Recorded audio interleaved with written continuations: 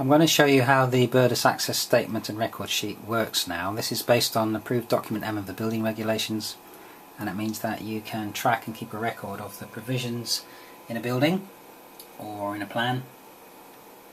You can see here down the left hand side, these are the 5 headings that we have within the approved document, and there's subheadings here which list the provisions, some 325 I think altogether we have in here. So if we take a look here, for example at parking and setting down, you can see there's the heading reference for it there, 118. Here is the number of provisions within that section, and the sheet's currently programmed to show you that everything's satisfied, there's no departures, and then we also have 3 tiers of priority for costings. And there's nothing showing in there because we haven't made any entries, of course, because you can use this sheet to track the costings as well for putting the departures right if you so wish. On the front page we also have a little section here which is, as you fill it in, you'll get a total of the priority 1, 2 and 3 with the departures there listed with budgets. And the way it's set out at the moment is that priority 1 is things that you're going to have to do straight away, matter of urgency. Priority 2 is where you can't do it straight away because there's a cost or a planning issue or an operational issue which you have to clarify. And then thirdly would be you know there's an issue, but for some reason it's just not practical or not feasible or reasonable under the DDA to put things right, and that would show in the 3rd column. Right, let's have a quick look up here at parking and setting down. So let's click on parking and setting down. Now there we go, that's jumped us to another sheet which has got the 5 provisions within there. And let's just say we haven't got any parking, any accessible bays. I've already filled this in here, it says no spaces. It is a departure, so under this column here, N, for the number of departures, let's just put a generic 1. And we'll click off there, and we'll see that's immediately changed to £80. I've already pre-programmed the cost, which I'll show you in a second. Reason being is because I want to install 2 spaces. I've already got the tarmac there, and the reason for that £80 is, if I click here, it will take us to the cost and prioritisation sheet. Boink. Is that across here I've already got my price programmed in, and it is for a bit of thermoplastic marking. So if we go back now to that sheet which I've just shown you, there's your £80 priority 1 because it's easy enough to do. If we go back to the main sheet, we can now see that under car parking and setting down, we see that the number of provisions satisfied is only 4 because we do have a departure, but we've got the cost listed in.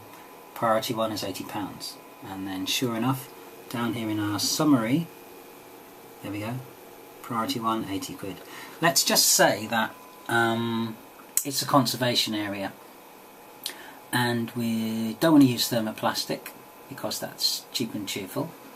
So let's just get rid of that departure there, put the 0 back in, and let's just say that we're going to use for the transfer zone, TSC, 1200mm accessibility zone.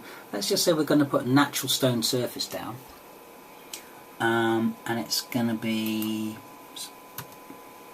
quite nice. So it's going to be, say, something like Greenmore Rustic, which is a Marshall's nice stone. So if we go to the costing and prioritisation sheet, you see I've already got £3,000 entered in there, and I've put priority 2. Now we want to do this, but because we may need planning consideration or comment from the conservation officer, because it's a natural stone going into cobbles in the conservation area, and there's the detail, Marshall's Mono Greenmore Rustic, priority 2. This will now show on the sheets as coming up in the centre column, which is orange. So we've got red, orange and green, like a traffic light system here. So that's in the priority 2. And if we go back to the front summary sheet, we can see now that the cost has jumped from priority 1 into priority 2. We've still only got one departure, and also into the summary we've got the cost drop down into the second priority. So that's basically how this sheet works. The other thing is under the approved document, where there is a bit of information, or particularly a drawing, we talked about the transfer zone just now. I'm going to show you that there is a link to a Burdus drawing produced compliant with the approved document in your own time. There we go, which gives you that little bit more information. So here's the drawing, a little bit nicer than one you find in the approved document, showing you this transfer zone that we talked about here, which is going to be set into the cobbles, made into green moor, rustic. Zoom out. So you've got that added bit of extra bit of information as well. I'll just shut that down. There's also a CAD drawing, which let's see if we've got CAD open, if it'll open quick enough, so that if you're a designer you can take that information, copy it and paste it straight into drawing as well. So that's just talking to itself a little bit there, but it should be open any second, and you'll get an idea of what you've got there. Let's just have a look, see if it's opened up. Sure enough, there's your CAD drawing. There you go. And just to show you there we go. So you've got your PDF drawing and you've got your CAD drawing for all of the approved document M drawings to supplement that spreadsheet. This is another drawing that you get free if you purchase the system, which is basically some wheelchair user templates, which go from standard type of chair user, which is the approved document M basis, right up through the different dimensions in the British standard till you get to the larger chairs, which are about 800 by 1.52 long, or the scooters, which can go up to 700 by 1600. So there you go. I hope that proved a little bit interesting for you.